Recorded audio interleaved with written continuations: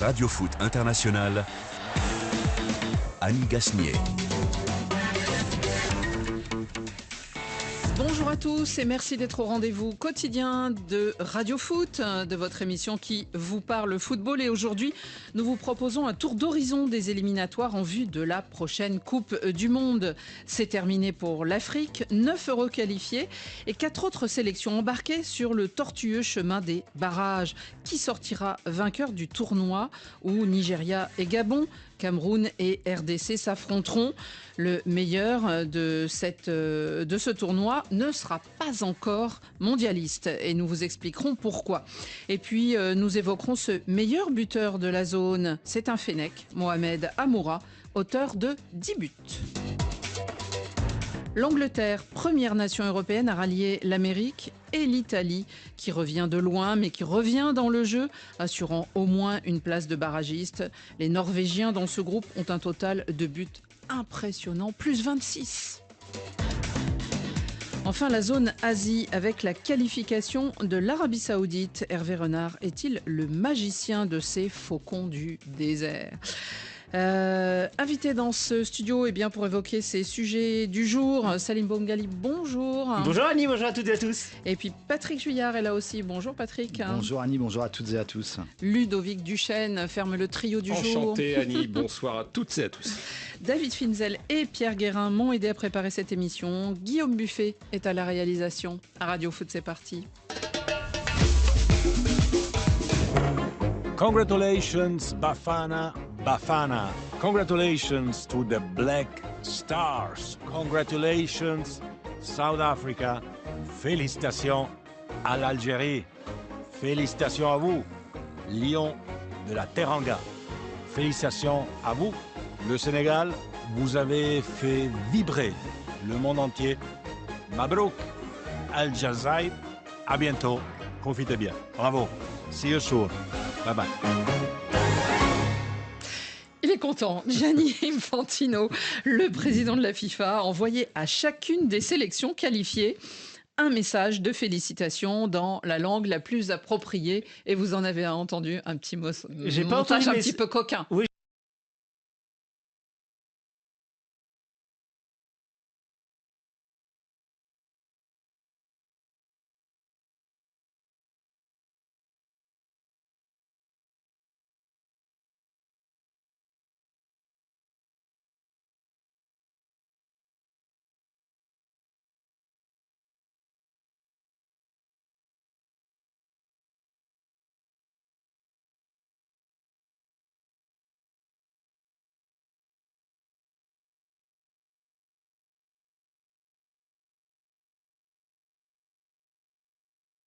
J'ai pas entendu le message.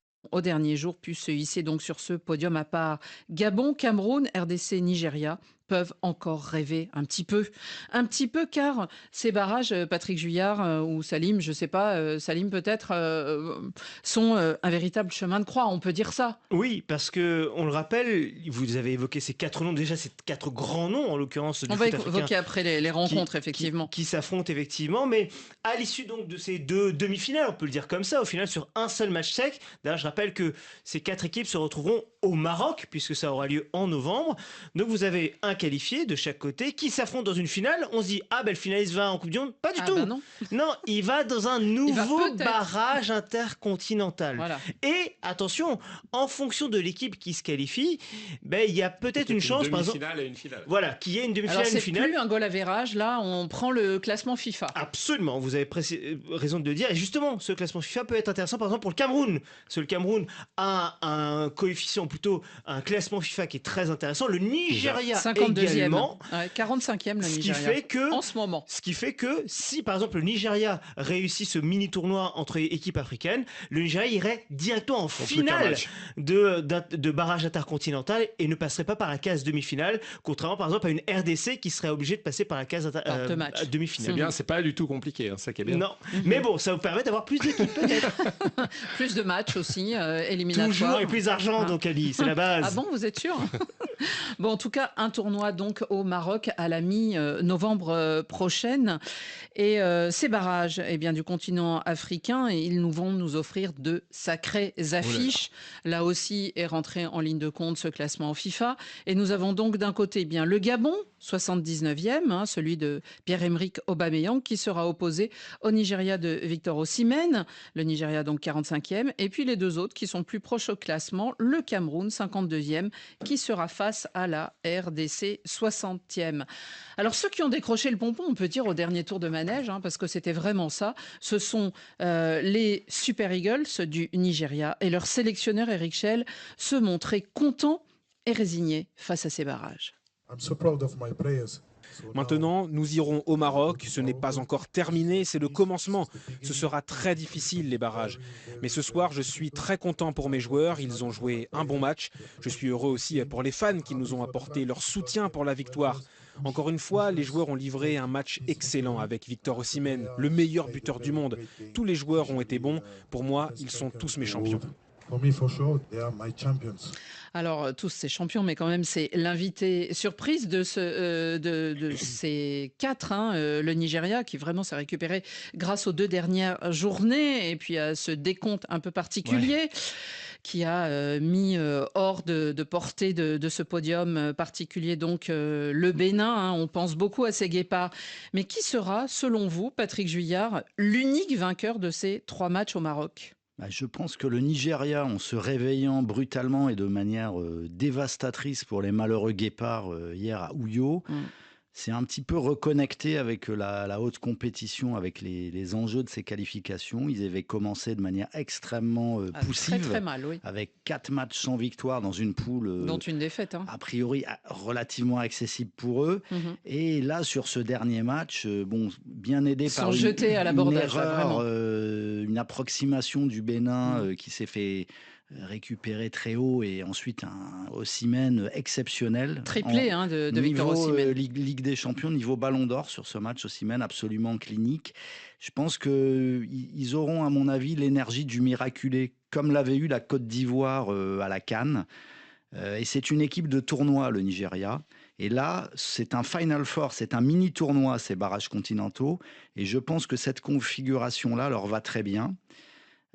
J'ai peur que le Gabon, qui a fait d'excellentes éliminatoires, qui a été au contraire d'un Nigeria très régulier, manque un petit peu de... Leur Osimhen s'appelle quand même Aubameyang. C'est vrai, mais le Gabon est plus dépendant d'un joueur, ou de 2 ou de 3 hier, que le Nigeria. Ils ont marqué des buts. Ils ont eu beaucoup de mal. Ils ont fait une bonne campagne. Ils ont fait une bonne campagne. Maintenant, je pense que le Nigeria va être regonflé à bloc avec cette victoire très probante. Le Gabon et la RDC, je dirais qu'ils n'ont pas eu de chance au tirage, puisqu'ils sont tombés dans des groupes quand même assez difficiles, contrairement à d'autres. Le Gabon finit... pas très loin de la Côte d'Ivoire. Très près même. Un point. La RDC finalement a perdu le match qu'il fallait pas perdre contre le Sénégal. Donc moi je dirais plutôt l'une de ces deux équipes, avec peut-être une préférence pour la RDC. Je trouve qu'ils commencent à avoir l'habitude. Le Sénégal qui a fini invaincu, donc c'était un groupe vraiment dur. Et dans ces groupes où ils étaient 2 en fait, contrairement au groupe du Maroc, de l'Algérie ou de la Tunisie, où sincèrement il y avait quand même pas grand monde, sans manquer de respect à personne évidemment. Là c'était plus compliqué, donc je pense qu'une de ces deux équipes... Ils se sont aguerris sur le chemin pour vous. Oui, la RDC je pense progresse, on l'a vu lors de la dernière CAN, et je pense qu'ils peuvent vraiment passer. Là ils jouent le Cameroun, et j'ai trouvé le Cameroun assez décevant, sauf à la fin, ils avaient mal commencé. Et le Nigeria, même si Patrick a raison, sont bien repris, mais quand même. Mais des lions blessés parfois. Salim. Le Cameroun a fait, disons-le clairement, un très mauvais parcours. Il a raté ses éliminatoires. Avec un contexte en plus hors terrain qui a pas aidé. C'est surtout ça, je pense. Je crois qu'on cherche. C'est un peu l'histoire de la poule et de l'œuf quand même, toujours au Cameroun. On ne sait jamais quel est mais je rappelle, l'élément perturbateur. N'oublions jamais, il y a 3 ans, avant la Coupe du Monde, il y a 4 ans, avant la Coupe du Monde 2022, comment le Cameroun s'est qualifié pour la dernière Coupe du Monde. C'est pour ça que moi je les enterre pas. Donc ce genre de manière de se rattraper au dernier moment ou de s'en sortir au dernier moment, le Cameroun sait faire aussi. C'est dans leur gène. Donc c'est pour ça que au final, le Ndolé là.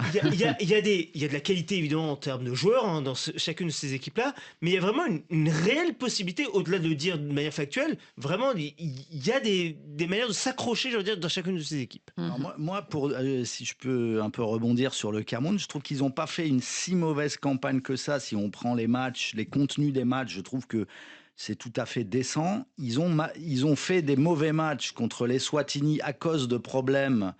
Ils ont battu le Cap-Vert, par exemple, 3-1, ce qui n'est pas donné à tout le monde. Au match retour, le Cap-Vert, c'était un mauvais match de la part du Cameroun. C'était un match limité. Ils se sont fait contrer, mais je ne pense pas que ce soit au niveau du contenu que le Cameroun ait failli. Ils ont failli en étant incapables d'aller gagner contre les... Il y a des choix quand même, Patrick, d'attaquants en Afrique du Sud qui posent question aussi. Les choix d'attaquants qui posent question pour Aboubacar, vous voulez dire ? Pas seulement. Moi, je vais même aller plus loin, Patrick, pardon.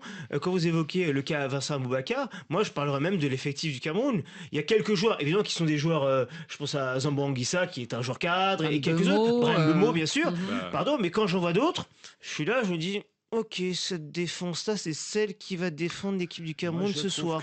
Au contraire, il y a des jeunes de qualité. Il y a Avom, il y a Namasso, par exemple, qu'on voit en Ligue 1. Après, il y a aussi le sélectionneur. Est-ce qu'on est convaincu par Marc Brice À la fédération, on n'est pas convaincu par Marc Brice. Je parle de nous. Au ministère, on l'est. On sait que c'est le bazar là-bas, mais moi, personnellement, pas vraiment. Donc, non, c'est un ensemble. Et je trouve que, pour reciter la RDC, qui va jouer d'ailleurs le Cameroun, je pense qu'il y a beaucoup plus d'unité, il y a des joueurs de qualité, je pense qu'ils sont dans une dynamique autre.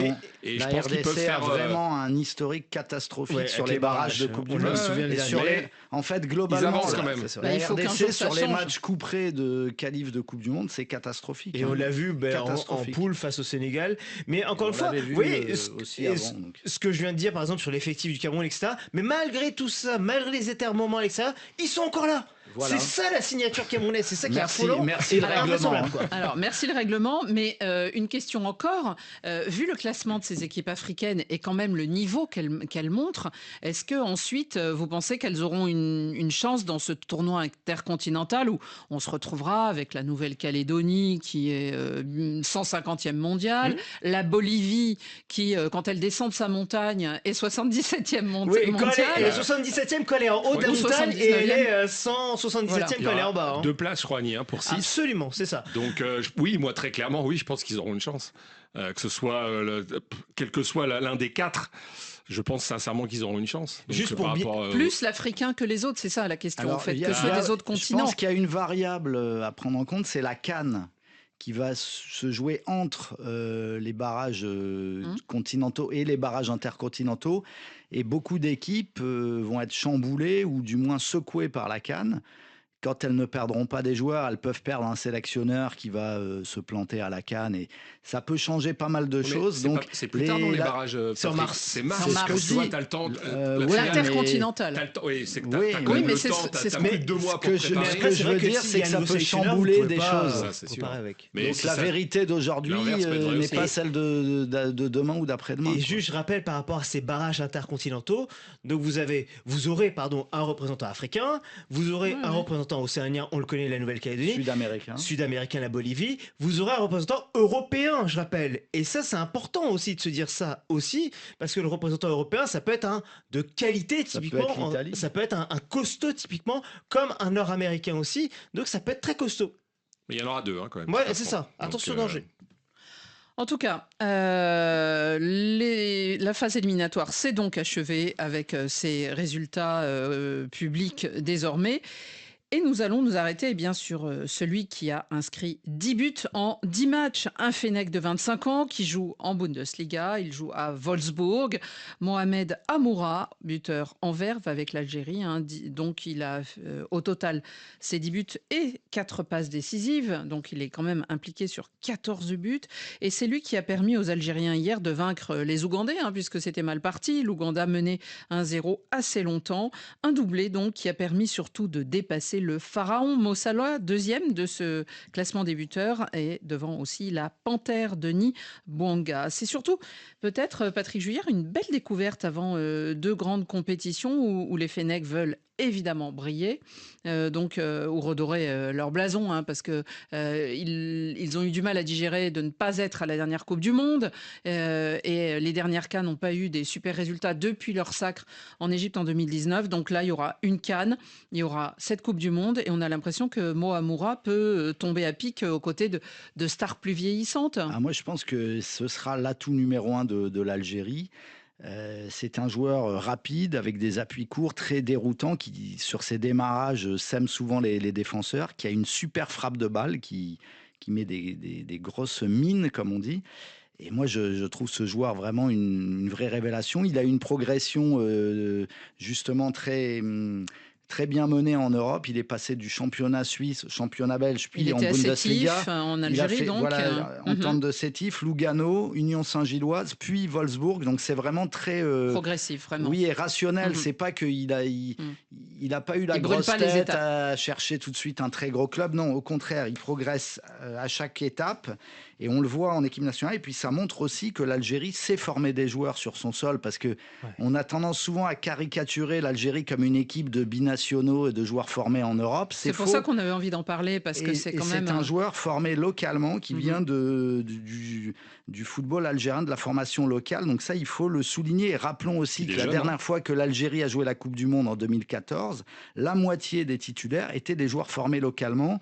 Au contraire, un petit peu de l'image de cette équipe qui ne serait composée que de deuxième choix, entre guillemets, issus de la formation française. C'est faux. Donc je ne vise personne, mais je remets les choses au point, si on peut dire. Mais il vise un petit peu quand même. Voilà. Juste, Amoura, c'est vrai que dans le championnat allemand, à Wolfsburg, c'est vrai qu'on se posait des questions lorsqu'il est arrivé là-bas, en se disant, passer de la Belgique à l'Allemagne, c'est quand même pas rien. Oui, mais l'Union Saint-Gilloise, quand même, championne de Belgique. Voilà. Certes, mais bon, vous passez de la Belgique, encore une fois, à l'un des grands championnats européens, et l'adaptation qu'il a, il met même des buts de la tête. C'est vous dire quand même. Là, il l'a fait avec l'Algérie. Absolument. Aussi. Enfin, il sait tout faire. Il sait tout faire. Il n'a que 25 ans. Donc c'est ce qui est intéressant. Il sera bien entouré aussi. Il y a quand même de très bons joueurs dans cette équipe d'Algérie. Franchement, il s'est fondu. C'est une bonne nouvelle pour eux. Dans le collectif de Wolfsburg, il s'est fondu. En équipe d'Algérie, il est devenu essentiel, évidemment.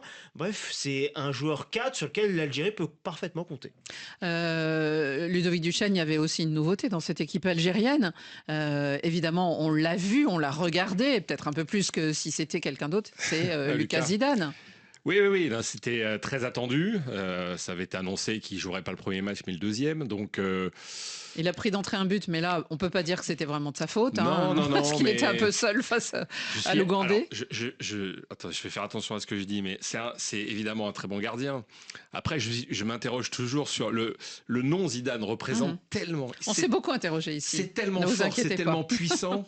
Que ce soit Lucas, regardez Elias, on en reparle, ça y est, il y a même eu Jamel avant cette famille-là, il y a eu la famille de Jamel Zidane à l'époque du Mondial 82. Donc c'est d'autant plus marquant en Algérie. Voilà, c'est tellement puissant tout ce qui se passe autour des Zidane, on va dire aujourd'hui, et pas seulement du papa. Après, je ne doute pas que ce soit évidemment un très bon gardien, il joue en D2 espagnol. Mais je pense que voilà, c'était aussi un signe fort de le mettre parce que lui a choisi. Puis c'est une belle histoire avec son grand-père, etc. C'est aussi une très très belle histoire, mais de le mettre dans les buts, de l'affirmer parce qu'il a choisi l'Algérie, je trouve que c'est une très belle histoire et moi je doute pas que ce soit un très bon gardien. Après, je sais pas quel parti il faut prendre dans cette histoire. Non, mais c'était pas du tout une question piège. Non, c'était juste parce qu'il a été titulaire hier et que évidemment, comme c'est un geste très fort. En plus, son entraîneur a dit il n'est pas là pour faire de la figuration, je compte sur lui. Et il y a un peu de manque à ce poste-là actuellement. Mais il a eu un baptême du feu qui est même pas simple puisqu'il encaisse un but avant même d'avoir pu faire le moindre arrêt. Exactement. Une frappe assez croisée, très forte. Oui, abandonnée par sa défense. Voilà, c'est la journée porte ouverte qui commençait. Bon, heureusement, elle s'est terminée avant la fin du match. Mais après, on ne peut pas le juger sur ce match. Non, bien sûr. Il montre aussi un manque en Algérie à ce poste-là. Et peut-être, alors ça, je n'ai pas tout pour le dire, mais peut-être un manque aussi de prospection du sélectionneur qui n'a pas trouvé dans tous les clubs en Algérie de gardien satisfaisant à ses yeux. Donc maintenant, tant mieux pour Lucas Zidane. On espère que ça se passera bien et que ça sera aussi humainement pour lui une belle... reconnexion avec ses racines, en fait, tout simplement. Avant de continuer et d'aller vers l'Europe, justement, une transition vers l'Europe, de la musique à la fois kurde et turque. C'est Meral Polat et ça s'appelle Cenek. Attende il fischio arbitrale che arriva in questo momento, la sua rincorsa e tiro, rete! Siamo avanti noi, 1-0, Retegui al minuto 46. Chiusura da parte proprio di Torri, il numero 22 che perde palla, la recupera Retegui al limite, prova il tiro a giro, il raddoppio di Retegui, splendido, e il Tigre, 2-0 per l'Italia, pallone in mezzo alla rete! La rete del 3-0 da parte della nazionale con Gianluca. L'Italia ha battuto 3-0 Israele e si è conquistata la possibilità di giocare il playoff sulla strada del mondiale di Stati Uniti, Messico e Canada nel 2026. Augura a tutti i radioascoltatori una serena notte. Et oui, à tutti. Vous avez le droit de chanter. À tutti Italia. Elle a 4 étoiles sur son maillot azzurro et elle s'est donc un peu rapprochée des Amériques, la Nazionale, qui sera au moins donc parmi les barragistes. Alors, ça sera compliqué, nous allons y venir. Mais en tout cas, grâce à ces dernières victoires, elle se replace. Il y a eu ce 3-0, vous venez de l'entendre, contre Israël, et puis il y avait eu un 3-1 contre l'Estonie, et on peut dire merci ou grazie Matteo Retegui, le buteur. Il reste encore 2 journées aux Européens et Gennaro Gattuso, arrivé en plein marasme il y a très peu de matchs, a donc retrouvé la confiance de son groupe. Aujourd'hui, très peu d'équipes dans le monde peuvent vraiment dominer un match du début à la fin. Il faut accepter de souffrir. C'est aussi ça, le football. Nous, on doit garder cette mentalité-là, être solide, savoir souffrir ensemble, bien couvrir le terrain et ensuite, quand on a le ballon, on a de la qualité, on sait jouer. À présent, les joueurs vont se reposer. Enfin, pas vraiment. Il faut espérer que Dieu nous garde, qu'on ne perde personne et qu'ils continuent à bien jouer avec leur club. On se reverra en novembre pour 2 matchs sérieux. On donnera peut-être leur chance à certains qui ont eu moins de temps de jeu pour renforcer ce noyau. Cette équipe qui vit bien ensemble, sur le terrain comme en dehors. Bon, si l'équipe vit bien et que c'est le sélectionneur qui nous le dit, on a tendance à le croire. En tout cas, est-ce que vous trouvez, Ludovic Duchesne, qu'il y a du mieux dans cette Italie de Gattuso, qui a donc enchaîné 5 victoires depuis qu'il est là, et surtout cet esprit d'équipe qu'il nous vante, est-ce que vous le voyez sur le terrain ? Alors, on l'avait vu aussi à Marseille. Je ne suis pas certain que Gattuso soit le plus grand technicien parmi les entraîneurs. Ah, mais je crois que c'était même pas le premier choix, ni le deuxième, ni le troisième. Je crois qu'on est tous d'accord avec vous, Ludovic. Attends, je viens à ma phrase mais quand même. c'est lui qui est là. Mais je trouve qu'il a aussi des qualités, Gattuso, comme quand il était joueur. Je pense que pour l'état d'esprit, pour la cohésion collective, je pense que lui commando, a su ramener tout le monde à la raison.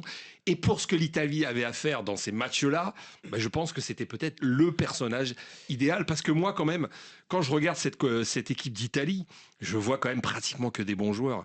Donc je me dis, c'est pas possible que les Italiens, encore une fois, là, ils vont passer par les barrages parce que, à moins que la Norvège ne batte pas l'Estonie, mais enfin, bon, voilà, ça serait quand même très étonnant. Mais quand même, dans cette équipe, même là, s'il manquait... Après, il va y avoir un face-à-face entre eux, ça va être très intéressant. Oui, mais pour du beurre, enfin presque. Voilà, en tout cas... Non, mais c'est intéressant, Annie. Tu as raison dans le sens où l'orgueil des Italiens, il doit quand même être touché à ce niveau-là. Et ils nous doivent quand même, et ça sera en plus en Italie, ils sont à 3 points, au moins revenir à la hauteur des Norvégiens. Puis séduire leur public, parce que Matteo Cioffi nous le disait, il préfère en ce moment regarder le tennis que regarder le foot. Ce milieu-là, Barella, Tonali, Locatelli, voilà, moi j'aime beaucoup. Donc, Donnarumma était très bon, il faut le dire aussi, quand il est très bon, il faut le dire, Donnarumma, contre l'Israël. Donc voilà, ils ont plein d'atouts aussi, les Italiens, et je trouve qu'ils doivent nous montrer mieux. Ils doivent être une Coupe du Monde sans l'Italie, c'est pas une Coupe du Monde. On en a déjà eu 2 justement. Voilà, 2 de suite en plus. Mais c'est vrai que cette équipe, c'est vrai que Gattuso, alors je reconnais volontiers, je suis pas le plus grand fan de Gennaro Gattuso. On a vu ses expériences notamment en tant que coach de club, mais bizarrement, on se dit presque en tant que coach de sélection, j'entends pas par quelques jours à chaque fois ou à peine 1 ou 2 semaines avec des rassemblements relativement. Il peut être l'homme de la situation pour galvaniser comme il faut, avec les bons mots. Voilà, et au final, des gens de coups de poing comme ça. À plus grosse dose, il serait insupportable. Je pense qu'au quotidien, il serait insupportable. Joueur, Pardon, mais à Marseille, de bière. exemple que vous avez évoqué, on l'a vu, ça n'a pas duré longtemps au final, et on a vu comment ça s'est terminé. C'est vrai que je me dis qu'en sélection, de manière très courte, il peut être efficace. On a vu ces 5 résultats, même si dans le jeu, pardon, hein, c'est quand même pas transcendant le nombre d'occasions qu'a eu Israël. Et vous avez dit que Donnarumma était bon, justement, c'est la preuve que l'Italie, défensivement, c'est là le paradoxe. L'Italie et de Gattuso à l'époque. L'Italie de Gattuso était connue pour être une équipe qui défensivement tenait bien la baraque. C'est plus du tout le cas. Au final, l'Italie de Gattuso vient marquer des buts et vient en prendre. Oh bah alors, cette Italie, comment est-elle là, Patrick Juillard? Là, c'était un match quand même important puisque Israël aussi jouait son avenir sur ce match. Donc c'était dans un contexte qui est ce qu'il est. Donc tout ça, pratiquement personne dans le stade. On a beaucoup plus. Ce qui est un peu autour. aussi mauvais signe pour l'Italie, c'est que la couverture du match, elle s'est faite par le prisme de l'avant-match et des manifestations autour du match, plus par le match lui-même. Gattuso avait donné le ton même. Oui, j'aurais bien aimé. Oui, certes, mais ça montre aussi il y avait un contexte même géopolitique mondial. Ça dépassait l'Italie. Ça montre quand même que cette équipe est un peu déclassée, parce que la même chose avec une équipe au sommet de son art, peut-être que ça serait un peu plus équilibré. Vous voulez dire la France ? Oui, peut-être pas la France, je pensais plus peut-être... non, mais quand on a vu ce qui nous a servi en Islande, on se demande si elle était au sommet de son art. J'y pensais pas immédiatement, on va dire. Mais mais à part ça, l'Italie a fait le travail, avec un Retegui décisif. Encore. Comme quoi jouer à Al-Qadsiya en Arabie Saoudite, hein. Oui, après, on peut pas, à son âge, je pense pas que ça... À son âge jeune. Oui, mais justement, je pense que ans, si je me trompe quand on a 27 ans, on peut, entre guillemets, se reconnecter vite avec le haut niveau. Quand on voit, par exemple, un Riyad Mahrez, qui est depuis 2 ans en Arabie Saoudite et qu'on le voit jouer... Il était à l'Atalanta, il était dans le championnat italien. Quand tu vois Cristiano Ronaldo, tout simplement. Il y est depuis peu de temps, Retegui, en Arabie Saoudite, et à son âge, on peut reconnecter avec les exigences du haut niveau. Avec l'âge qui avance, c'est plus difficile. Il a été un leader offensif sur ce match, contre une équipe israélienne qui n'est pas la meilleure équipe de la zone UEFA, disons-le. Donc le vrai test, à mon sens, ce sera contre la Norvège, qui est la meilleure équipe du groupe, qui les a punis. On va en parler. Et donc, la modèle vie, oui. Si jamais la Norvège fait une France 93 lors des 2 derniers matchs, l'Italie peut passer en 400 fautes. C'est-à-dire France 93, c'est-à-dire 0 sur 6 au dernier moment. Et que l'Italie fasse carton plein. Mais ça paraît peu probable. Faire une France 93 contre l'Estonie de la part de la Norvège, alors celle-là, on dirait Norvège 2025. Mais on disait pareil d'Israël en 93. Et de la Bulgarie aussi, vous avez raison. Rappelez-vous. Juste avant de parler de la Norvège, Salim, on a 4 équipes, donc